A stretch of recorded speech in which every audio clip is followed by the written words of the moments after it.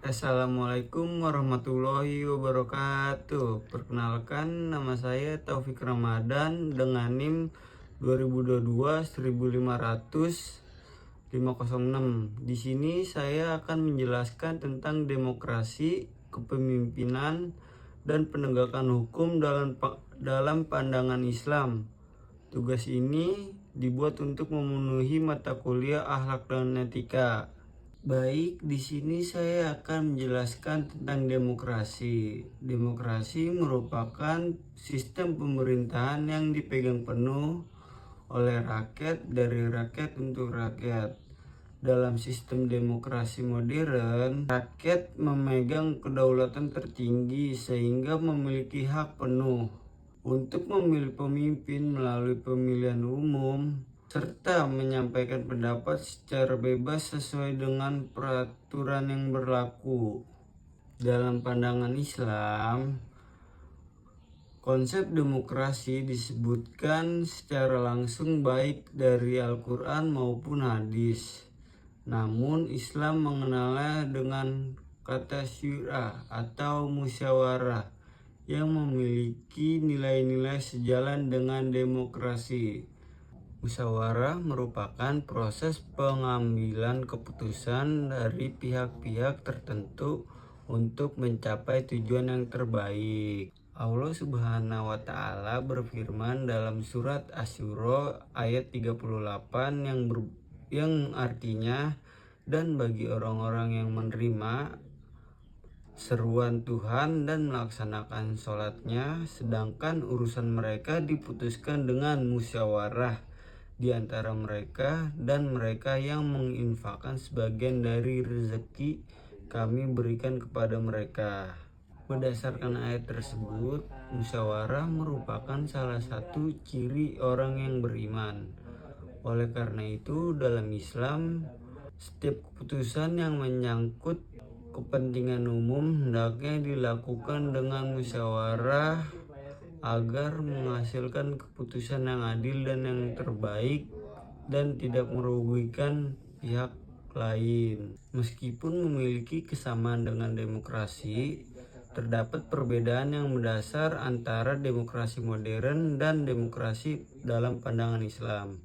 Dalam demokrasi modern, kedaulatan berada di tangan rakyat, sehingga keputusan ditentukan oleh rakyat.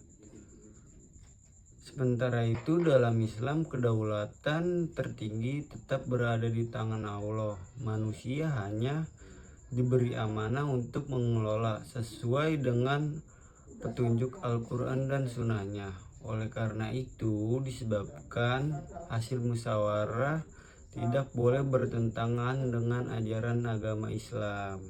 Selanjutnya materi kepemimpinan dalam Islam. Kepemimpinan dalam Islam merupakan amanah yang sangat besar. Seorang pemimpin tidak hanya bertanggung jawab kepada masyarakat yang dipimpinnya, tetapi juga dimintai pertanggungjawaban oleh Allah Subhanahu wa Ta'ala. Dalam Al-Quran, manusia disebut sebagai khalifah di bumi, sebagaimana dijelaskan dalam Quran surat Al-Baqarah ayat 30. Sebagai khalifah, manusia memiliki tugas untuk memakmurkan bumi, menjaga keadilan, serta menghindari kerusakan. Konsep khalifah ini menjadi dasar bahwa setiap pemimpin harus mengelola amanah dengan baik demi kesejahteraan masyarakatnya. Rasulullah Shallallahu Alaihi Wasallam bersabda, setiap kalian adalah pemimpin, dan setiap pemimpin akan dimintai pertanggungjawabannya. Hadis riwayat Bukhari dan Muslim.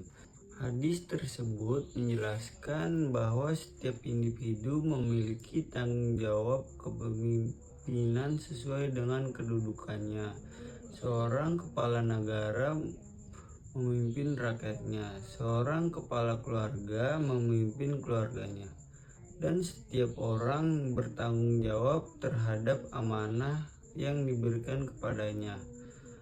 Seorang pemimpin dalam Islam harus memiliki sifat utama yang dicontohkan Rasulullah Shallallahu Alaihi Wasallam, yaitu ada 4. Yang pertama yaitu sidik, amanah, tablik, dan fatonah. Sidik merupakan jujur dalam perkataan dan tindakan. Amanah yaitu dapat dipercaya dan memegang teguh pertanggungjawaban.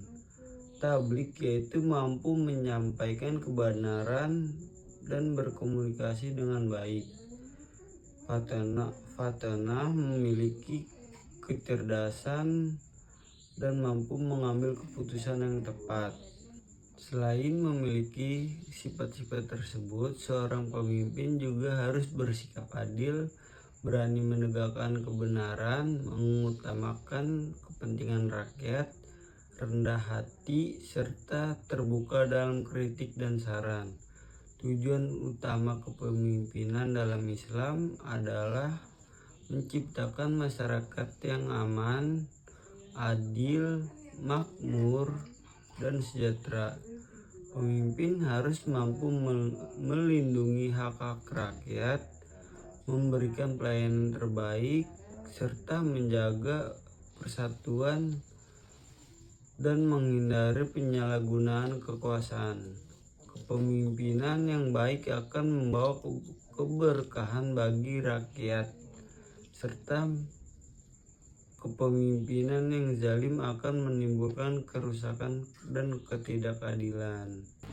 Selanjutnya, penegakan hukum dalam Islam. Penegakan hukum merupakan salah satu aspek penting dalam ajaran Islam. Hukum bertujuan menjaga ketertiban, melindungi hak-hak masyarakat, dan menciptakan rasa aman, serta mewujudkan keadilan.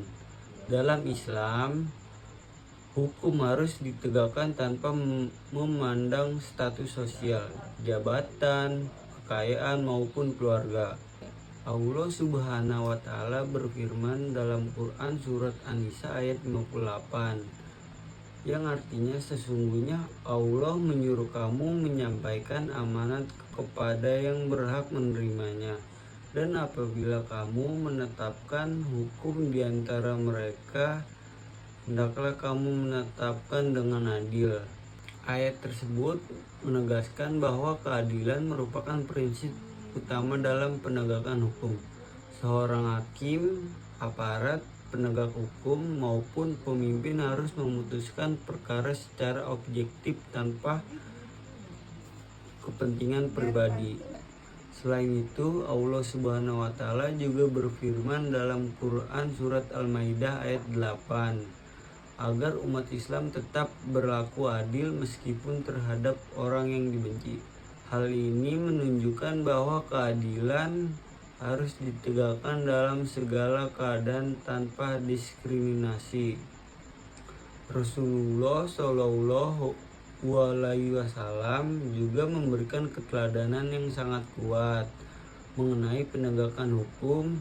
Beliau bersabda bahwa seandainya putrinya sendiri Fatimah melakukan pencurian, maka hukuman tetap ditegakkan. Hadis ini menunjukkan bahwa Islam tidak ada seorang pun yang kebal hukum. Tujuan akhir penegakan hukum dalam Islam bukan hanya memberikan hukuman kepada pelanggar, tetapi juga mendidik masyarakat agar taat kepada peraturan, mencegah terjadi kejahatan, serta menciptakan kehidupan yang damai dan harmoni.